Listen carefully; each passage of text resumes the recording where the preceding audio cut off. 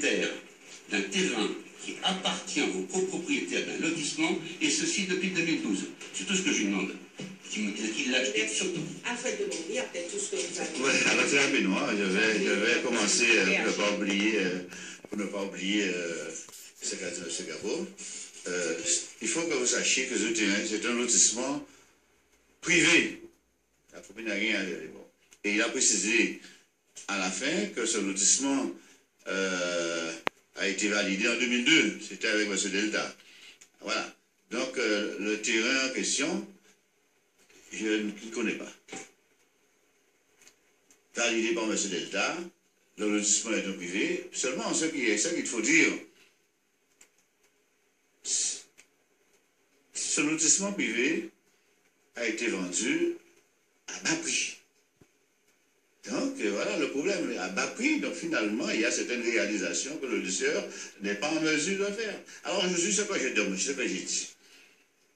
J'ai réuni l'ensemble des colotis pour leur expliquer comment faire. C'est-à-dire, après 10 ans, la commune peut. Toi. Non, la commune doit pas. Il faut apprendre le texte, monsieur. La commune peut. C'est-à-dire, un privé décide un beau jour de faire un lotissement qui n'est pas réalisé, et puis après, la commune doit. La commune va prendre. Où est-ce que vous avez vu ça? Alors, non, c'est pas non, c'est la commune peut. D'ailleurs, on vous dit, il faut que les colotis puissent prendre une délibération pour la cession de la voirie à la commune. Si les colotis ne sont pas d'accord, on ne peut pas avancer. Je vous ai expliqué ça.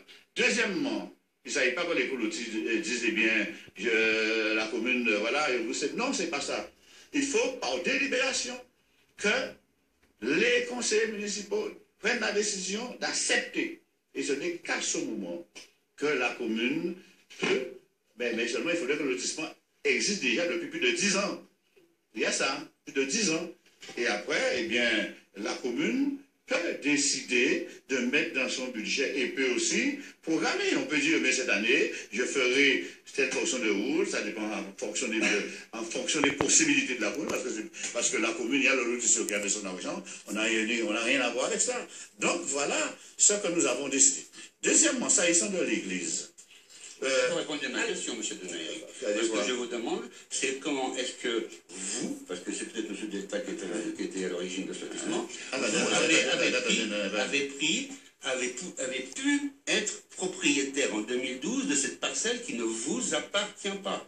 C'est ça la question que je vous pose. Mais cette parcelle appartient à tous les copropriétaires du lotissement. Attendez, vous avez... Non, je tiens à préciser que je ne suis pas dans ce lotissement. Monsieur Donat, je vous mets au défi de trouver ma signature quelque part sur ce lotissement. 2002, c'est à vous de répondre. Bon, attendez, monsieur Gabo, je vous dis quelque chose. La parcelle en question, j'ai déjà, bon, vous avez dit que nous avons volé, etc. Alors, j'ai porté plainte déjà. Oui, j'ai porté plainte déjà. J'ai fait sortir un écrit à toute la population. Oui, porté plainte parce que ce que vous avez dit. Parce que moi, je n'ai pas compris voilà, la position du Front National. Je savais que c'est une organisation raciste, mais quant à dire des mensonges de ce genre, deuxièmement, s'agissant de l'Église. S'agissant de l'Église. Je vais arriver avec vous, puisque là, vous mettez le pied là où nous voulons arriver, hein, puis avec la voix de la commune, puisque effectivement, ça a été une demande forte au niveau de cette population qui dit que ça fait une année que l'Église ne fonctionne pas et que les offices se font dans le camp militaire. Donc nous entrons de plein pied dans la voie de la commune. Madame Brassenet, Madame Brassenet, je me sens un petit peu lésé. Parce que... Alors, on va arriver sur cette partie de l'Église. Non, M. Delta et M. Gabou ont quand même interpellé M. Donat. Mais allez-y, faites-le aussi. Oui, alors donc, je vous remercie. Je connais un peu la pertinence de Canal 10. Vous pouvez le faire aussi. Alors, vous savez, en 2012, dans les dépenses de fonctionnement, il y a eu 48 805 euros de carburant, soit sur 237 jours travaillés. Alors, on prend le prix moyen de l'essence, 1,45 €. Ce qui ferait 163 litres de carburant utilisé si la consommation est de 8 litres au 100. Ce qui ferait que la commune d'Anse-Bertrand ferait 2038 km par jour. Je pose la question à M. Donat parce que c'est sur son budget, les dépenses de fonctionnement. 2038 km par jour dans une petite commune comme Anse-Bertrand pour les voitures municipales. Ensuite, vous avez les frais de télécommunication. 70 778 €. Donc la commune dépense 344 € par jour ouvré. Vous avez entendu, 344 €. Surtout lorsqu'on sait qu'on est à l'ère de la communication et qu'actuellement, on peut gérer avec les différents opérateurs des téléphones qui vous coûtent à peine 50 € le mois. Donc ça, c'est très grave. Je pose aussi la question. Le budget fêtes et cérémonies, 52 717 €.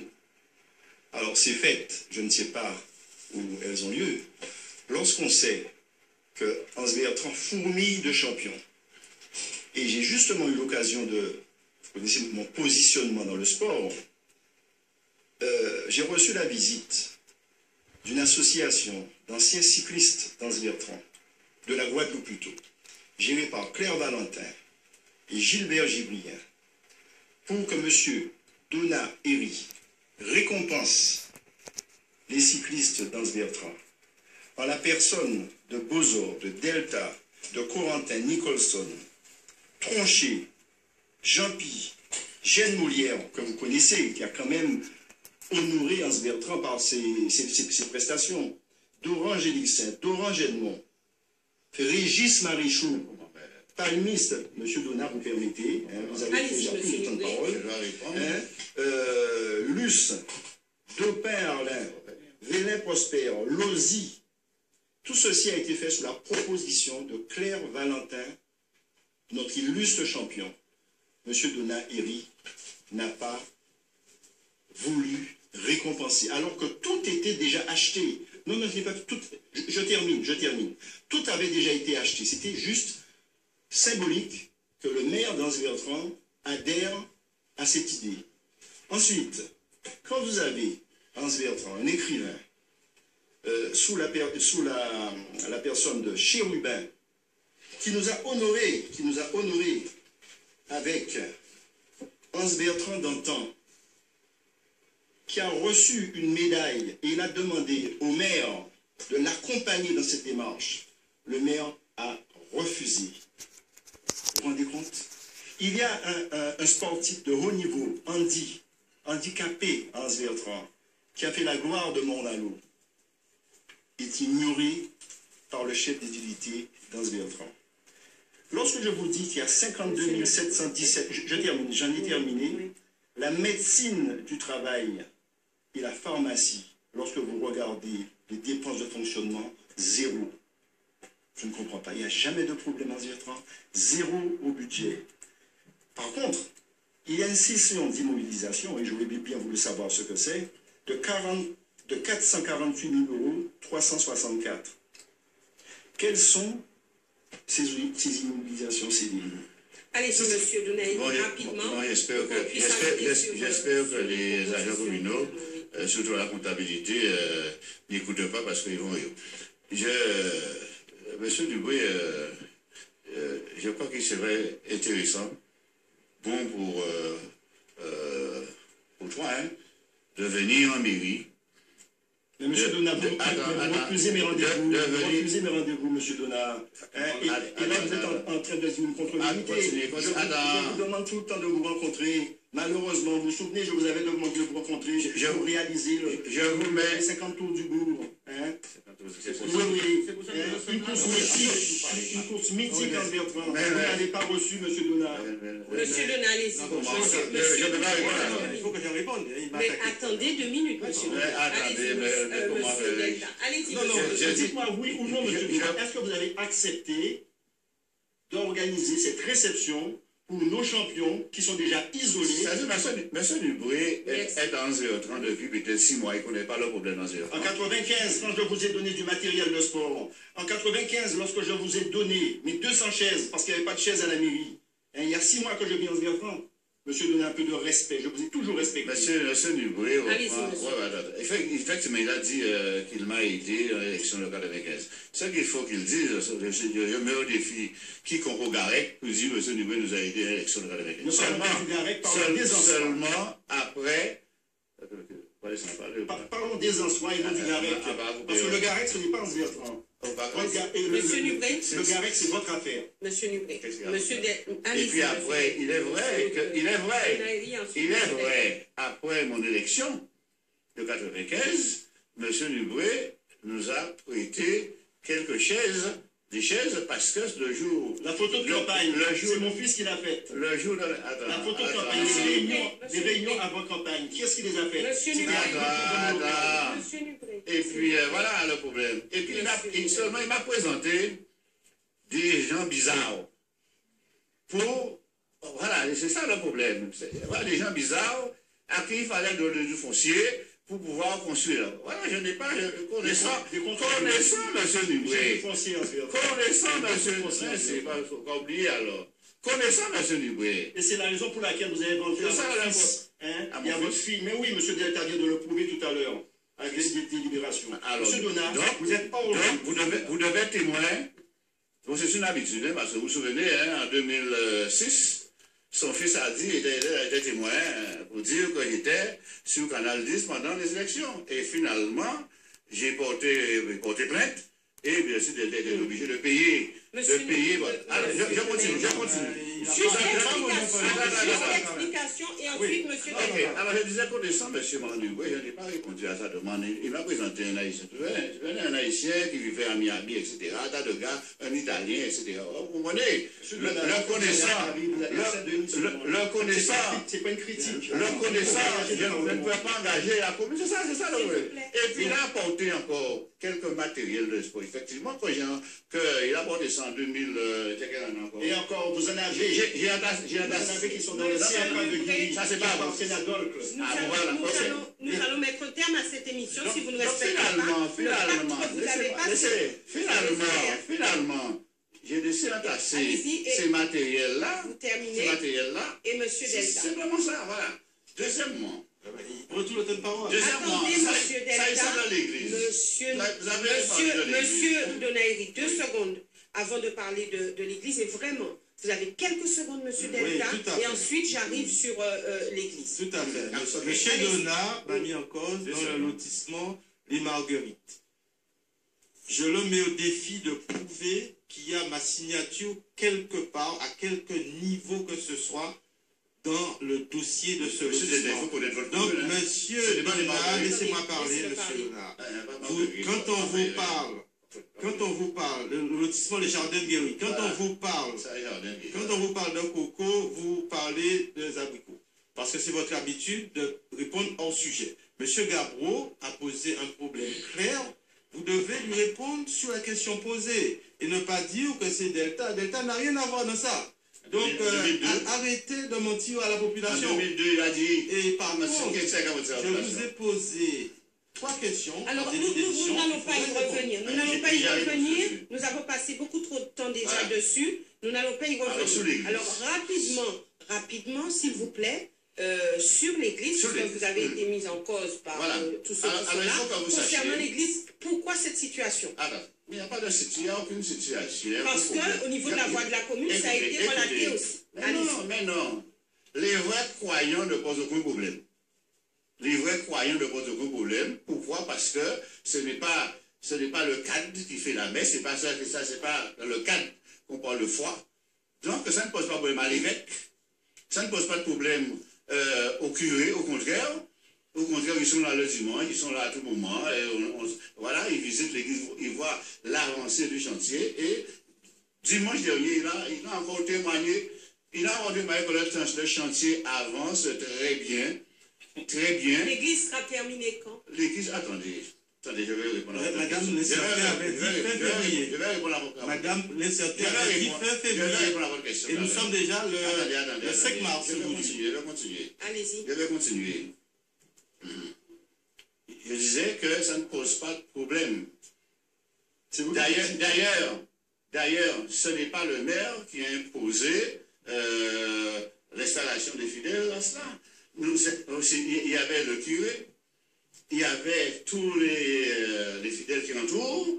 On a fait beaucoup de propositions et ils ont retenu le camp militaire. Et c'est à ce moment-là que nous l'avons aménagé. Troisièmement. L'église sera opérationnelle. Attendez. Troisièmement. C'est pas vrai. Je connais. Troisièmement. C'est pas vrai. L'enterrement du frère de M.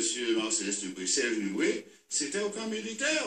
Et monsieur, attendez. Non, mais vous dites que ça ne dérange pas. Moi, ça m'a terriblement dérangé. Monsieur. Ça m'a terriblement dérangé. Eh bien, monsieur, les gens sont tellement monsieur Marcellus Dubré m'a fait remarquer dans le livre de son frère, il y avait, on peut pas la faire encore, c'est un dictionnaire. Il savait qu'il aurait été dans le campement. Voilà, mais c'est aussi. Mais non, on parle de l'église. Mais alors, l'église maintenant. Qu'est-ce que cette église sera opérationnelle? Attendez. C'est ce qu'il faut bien comprendre. On ne peut pas attendre éternellement. On peut pas attendre. Les fidèles, les vrais croyants, ça ne pose aucun problème. Vous déjà dit ça. Donc vous n'avez pas de date. Attendez. Donc il n'y a pas de date. J'ai signé pour les enfants, monsieur. Attendez. Je suis à Ansberg. Vous êtes là depuis quelques jours, quelques mois. Et c'est jusqu'en avril, je le sais. Alors attendez.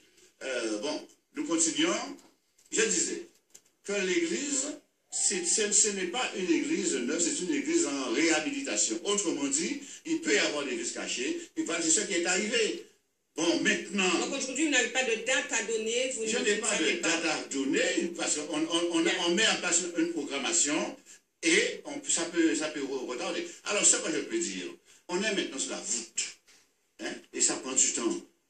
Ça prend du temps. On voit maintenant, et gars, je vous dis ça déjà, hein, et il demande au curé, il a dit, voilà, par exemple, le carrelage n'est pas prévu. Mais il nous a dit, si avec le carrelage, ça peut mieux, ça peut y aller. Alors là, nous envisageons. Ça peut, j'ai pas compris. Non, ça, avec le carrelage, ça ferait mieux. Alors, dans ce cas, nous allons faire le carrelage.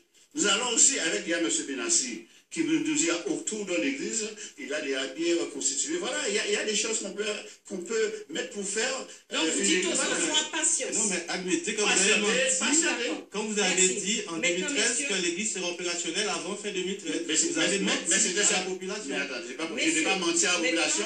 Vous êtes conseiller municipal, vous êtes au courant.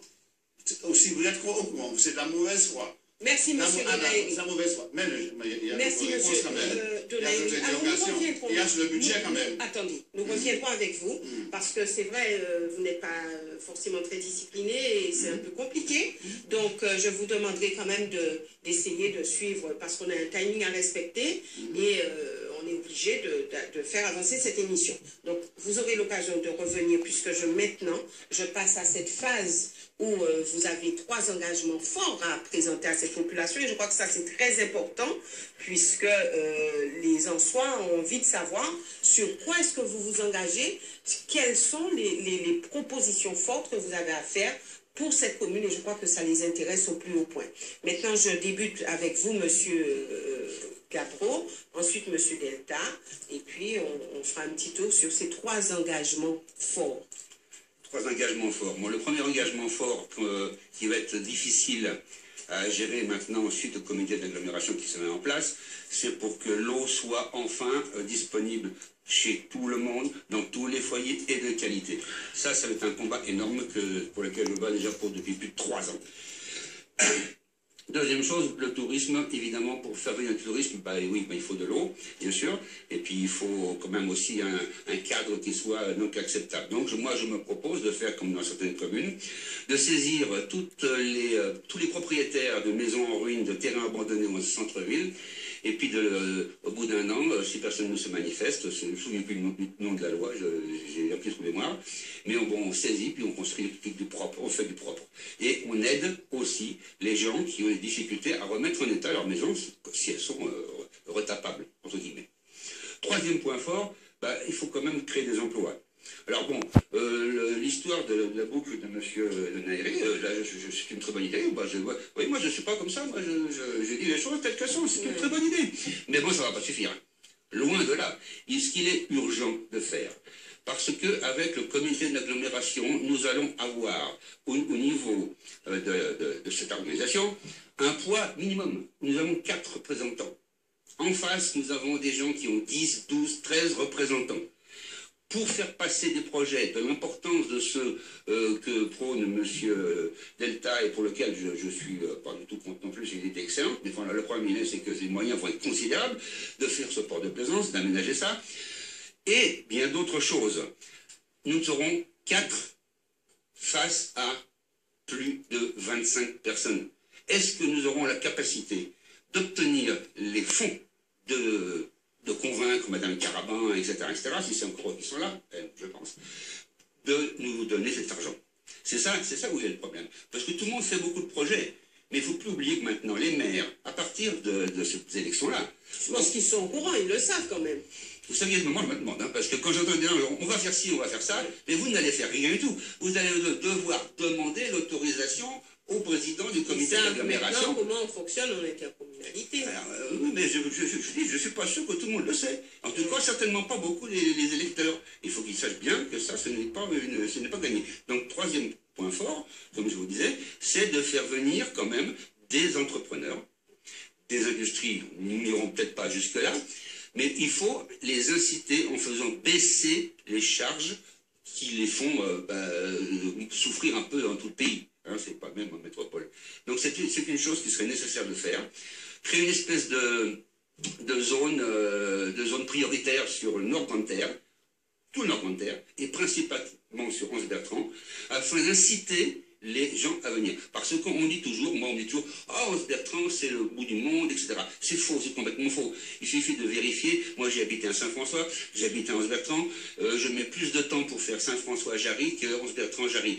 Donc, on n'est pas au bout du monde, ce n'est pas vrai. Ça, c'est un faux prétexte. Il suffit de pas grand-chose, je pense, faire venir des investisseurs en leur promettant des prix intéressants, d'être moins taxés que sur d'autres communes, une espèce de zone franche, si on veut, pour faire venir et faire remonter la commune. Mais pour ça, on en revient à mon premier point, avoir de l'eau. Merci. Monsieur Delta, vos 3 engagements face à cette population. Alors, les 3 engagements, d'abord, nous avons une opportunité avec la communauté d'agglomération du Nord Grande Terre, c'est d'avoir une infrastructure qui est la construction d'un port de plaisance pour pouvoir avoir une ouverture sur l'intérieur des terres et amorcer le développement économique. Il faut savoir que le port de plaisance, c'est de la compétence du maire et c'est le préfet qui donne l'autorisation.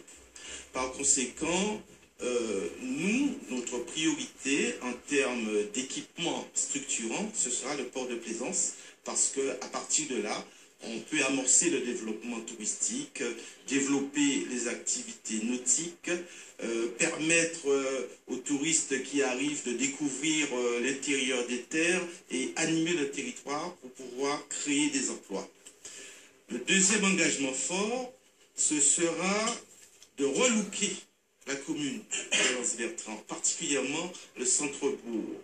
Parce que tout le monde, il suffit de se balader pour constater un état de délabrement avancé, que ce soit au niveau du marché, la place de l'église, le monument aux morts, les trottoirs de la commune. Il faut qu'on ait une commune propre, une commune accueillante, où il fait bon vivre et qui intéresse les touristes à y venir et qui intéresse aussi d'autres Guadeloupéens et non-Guadeloupéens à vouloir habiter chez nous, car une fois que ces gens-là vont pouvoir venir, on pourra élargir l'assiette fiscale et diminuer les impôts à Anse-Bertrand. Le troisième engagement fort, ce sera également d'animer la commune, car aujourd'hui, les jeunes particulièrement vous disent la commune est morte, il n'y a rien qui s'y passe.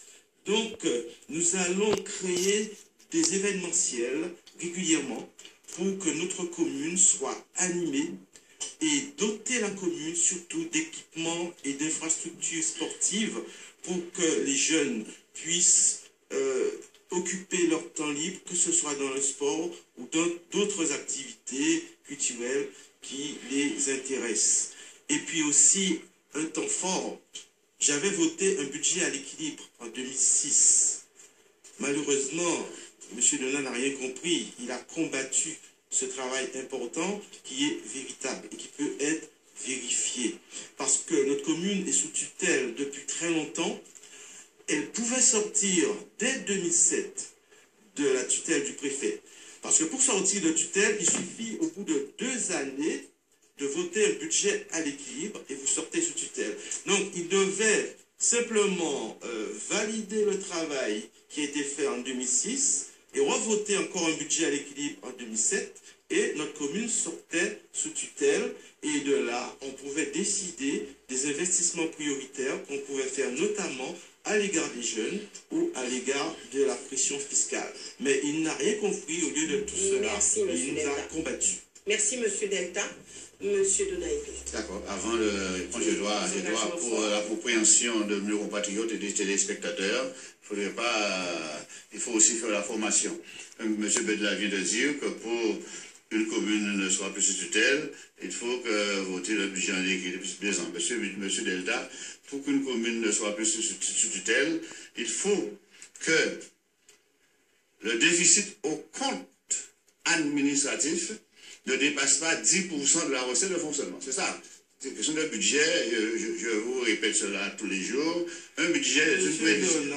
On ne s'arrête pas sur le budget. Un budget, c'est une prévision. Mais vous avez augmenté le déficit en multipliant de équilibre à moins 1,8. Je voulais simplement. Donc ne trompez pas la population. Je voulais simplement former la population sur ça. C'est ça. Alors, et je suis chef d'entreprise. S'il vous plaît, merci. Les engagements. Alors, avant tout, c'est continuer à réduire le déficit parce que nous avons un délai en 2017. Alors, nous respectons nos engagements dans ce cadre-là. Continuer à réduire le déficit pour qu'en 2017, finirait. Aujourd'hui, vous en êtes à combien? Aujourd'hui, alors on peut faire un calcul rapide, hein, c'est 25 000 le mois, 12 fois 25, ça fait combien 10, 250, 300. 300 000 par an, donc en 4 années, ça vous fait 300 000 par 2017. En 3 ans, ça vous fait 900 000.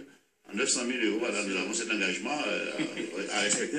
Cet engagement à respecter. Alors, nous continuons. Si je peux peut-être vérifier, moi j'ai la Chambre régionale de compte, le rapport. Vous parlez d'un budget. Le rapport de la Chambre régionale des comptes. C'est sur quoi ça? Déficit, moins 1,8 million, monsieur Léonard. De quoi? Ne trompez pas la population, voici le rapport de la Chambre régionale. Il faudrait dire sur le budget. C'est-à-dire un budget, on peut retirer comme on veut. Allez-y, les engagements, continuez. Monsieur Dupré, tout à l'heure. Monsieur Delta. On continue.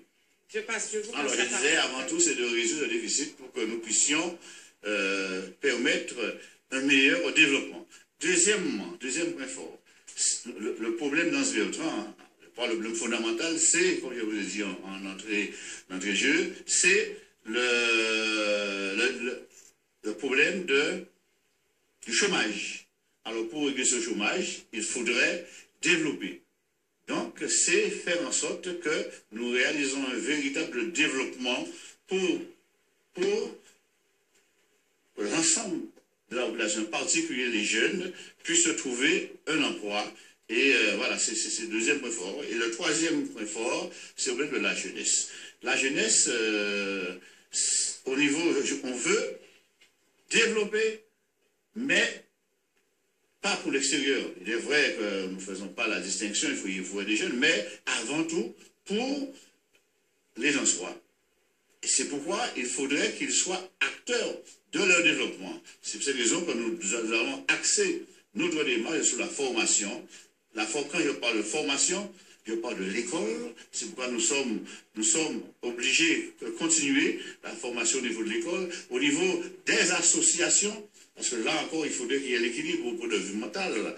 Hein? Et parce que n'oubliez pas que nous accompagnons très sérieusement des associations, parce que nous voulions en même temps faire reculer la violence. Et c'est la raison pour laquelle aussi que le thème de la fête, c'était les associations remparts contre la violence. Il faut que ces jeunes soient acteurs de leur développement. C'est pourquoi nous ne pouvons pas concevoir développement sans formation. Merci, monsieur Donaïri et monsieur Niouré, les 3 engagements forts. Oui, alors, juste avant de donner les 3 engagements forts, je vais tout simplement faire une remarque. Le port de plaisance, je pense que c'est quelque chose de très intéressant. Mais n'oublions pas que Hans Bertrand, actuellement, n'a pas d'argent. Et comme mon collègue Delta vient de dire tout à l'heure, que c'est du ressort du maire. Il n'y a pas d'argent. Il n'y a pas d'argent. Donc, je pense qu'il faut arrêter de faire rêver trop rapidement. C'est une très bonne idée. Mais je vais m'adresser directement aux téléspectateurs et plus spécialement aux Ansoises et aux Ansois. Et je m'engage à agir pour améliorer votre bien-être au quotidien en mettant en place avec les collectivités compétentes un service de transport et l'ensemble des services nécessaires à votre quotidien. Pourquoi? Vous savez qu'actuellement, Madame Boissé, Hans Bertrand est coupé du monde, est coupé déjà de produits, parce que nous devons avoir de l'argent pour payer un stock, pour avoir un stock pour payer un transport, pour aller à Port-Louis, pour avoir un contact avec le reste de la Guadeloupe. Alors, moi, je m'engage aussi très rapidement à faire le nécessaire avec mes amis qui sont dans la société civile pour venir au secours des Ansois. C'est vraiment un cri au secours, parce que nous sommes isolés. Je m'engage à ce que l'environnement, la sécurité et les logements soient la priorité de mon équipe prochaine municipale. Recréer le lien social à Hans Bertrand, c'est mon amour. Nous sommes pratiquement des ennemis avec tout ce qui s'est passé, les politiques d'avant. Je m'engage à collaborer avec les associations afin de redynamiser le lien social en soi. Je m'engage à restructurer le centre communal d'action sociale, le CECAS, pour faire de l'entraide et de l'insertion une priorité. Pourquoi? On parle beaucoup des jeunes. 3 engagements, hein? Non, mais... J'ai dit 3 engagements. Mais vous voyez là, il n'y a pas tellement d'argent, hein, je vous dis.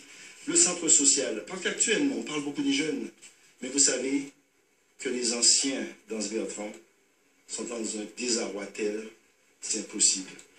Nous avons des gens qui sont pauvres à Hans Bertrand.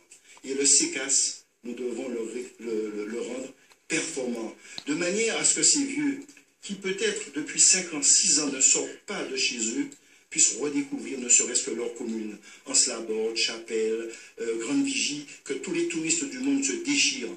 Ils n'iront plus du tout.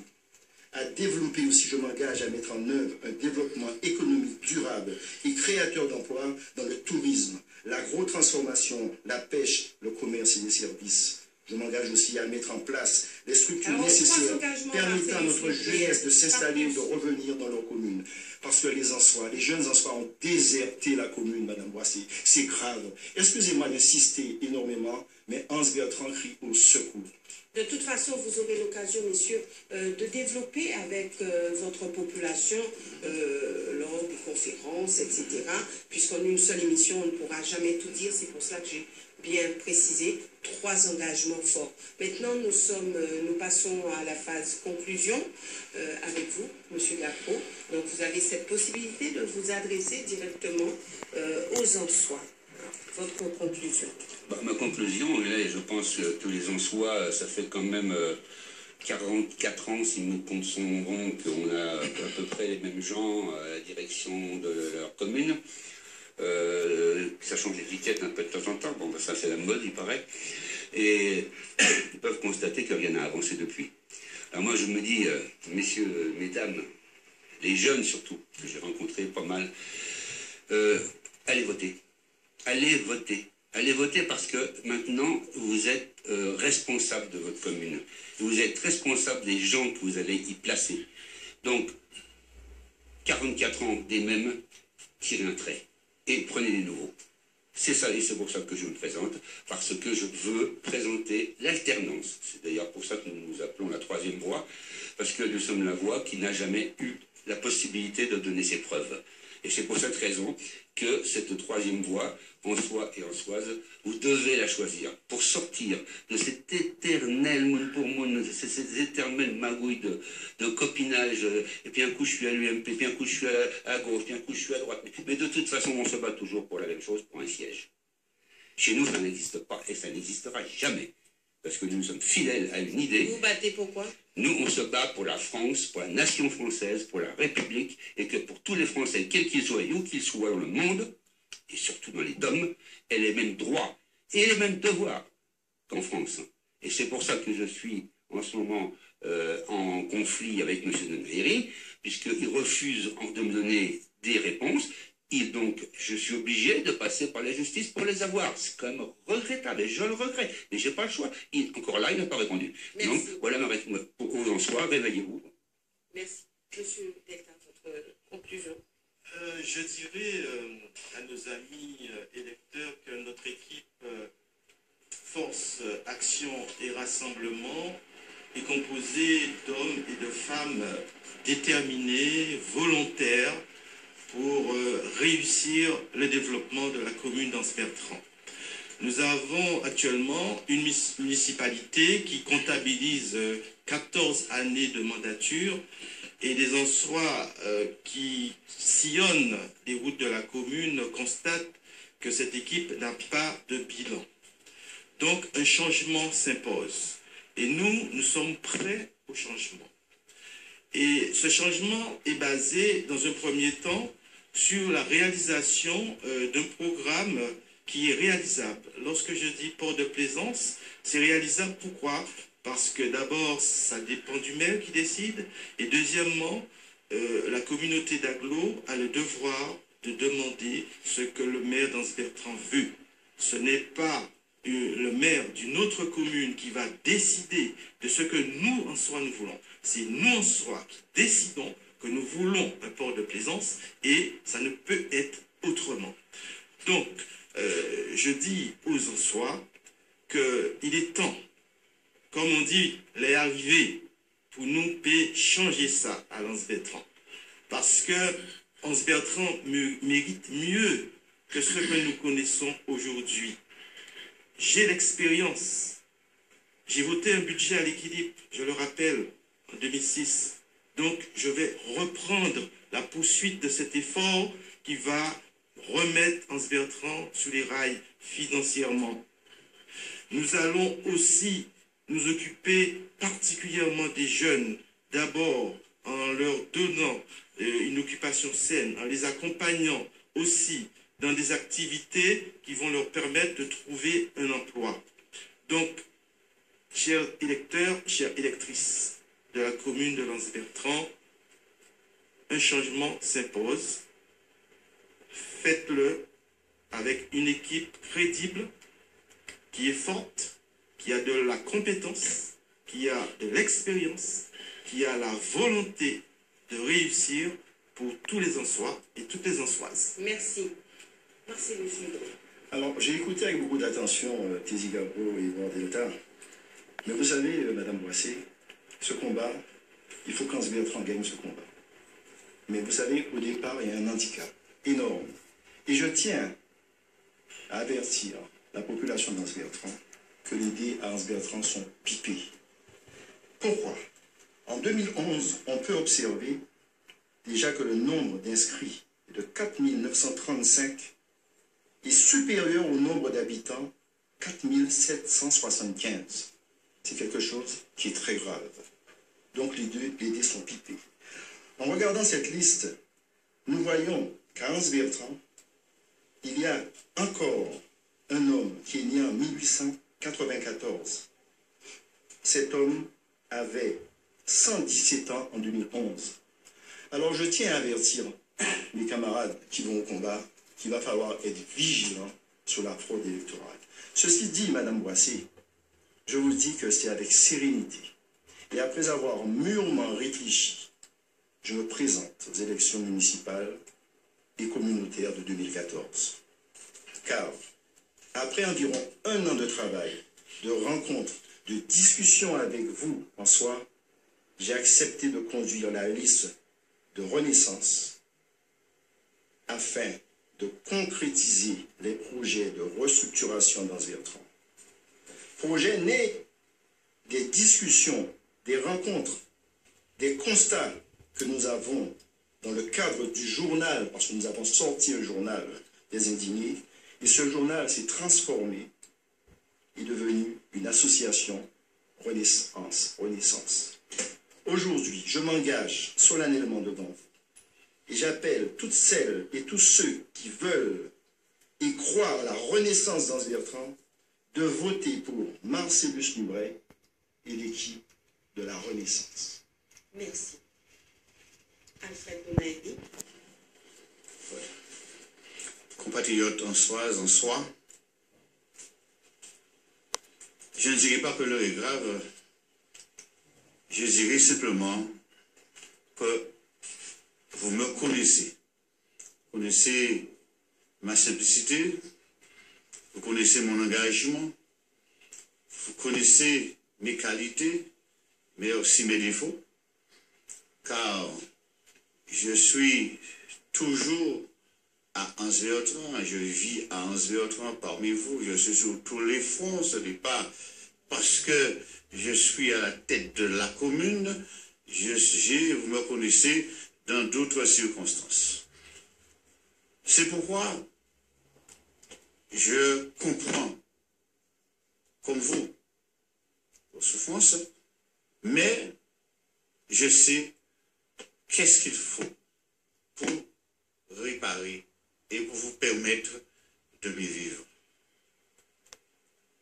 Nous avons commencé et la population a augmenté de 305 habitants de 2007 à 2012. Nous avons constaté également que le déficit par habitant est parmi le plus bas de Guadeloupe. C'est ce que nous avons repéré sur Guadeloupe première. C'est bon signe. Vos problèmes, nous les connaissons. Nous savons la communauté d'agglomération qui est un outil indispensable pour vous accompagner, pour permettre le développement. Madame Carabin est aujourd'hui présidente de la communauté d'agglomération. J'étais le président sortant, président de la communauté de communes. Autrement dit, j'ai l'expérience avec moi. Et c'est la raison pour laquelle j'ai été choisi pour présider la commission de développement économique du territoire. Je m'engage à faire en sorte que le territoire soit développé et que Anse-Bertrand puisse prendre toute sa part dans ce développement pour que vous puissiez enfin reconnaître que Anse-Bertrand, c'est une autre Anse-Bertrand dans les années qui viennent. Pour cela, j'ai fait appel à la compétence. Je veux qu'il y ait mariage, compétence, expérience. Claudie Mouvrel est la personne que vous connaissez, qui a des qualités. Elle sera avec moi, surtout. Je l'ai dit au cours de l'émission, qu'il nous faudrait mettre en avant la formation. C'est une inspectrice de l'éducation nationale, c'est une compétente, elle est compétente. Nous avons aussi avec nous d'autres personnalités. Nous avons une équipe répartie sur tout le territoire de la commune pour pouvoir mener à bien ces tâches. Alors, population Anse-Bertrand, fort de cela, je crois que vous n'allez pas vous laisser embarquer dans des considérations parfois fallacieuses vous n'allez pas vous laisser en nos pièges. La commune, effectivement, nous avons entendu, n'a pas d'argent, c'est vrai. Mais la commune a le soutien des collectivités majeures. Je suis à gauche, toutes les institutions sont à gauche. Il faudrait comprendre, pour réaliser un projet, il faut avant tout le financement. Celui qui vous dit, il aura tel projet, demandez-lui avec quoi vous allez le financer. Alors, population Anse-Bertrand, sur ce, je vous laisse avec votre conscience pour que vous puissiez bien réfléchir et faire le bon choix. Merci Alfred Donaïri, merci messieurs d'être venus à cette émission. Vous avez à charge de maintenant de faire le terrain et de vous adresser à votre population. Merci aussi à vous téléspectateurs de nous avoir suivis. Nous nous retrouvons demain avec une autre commune pour cette émission spéciale élection municipale et communautaire du mois de mars. Excellente fin de journée à tous et à demain.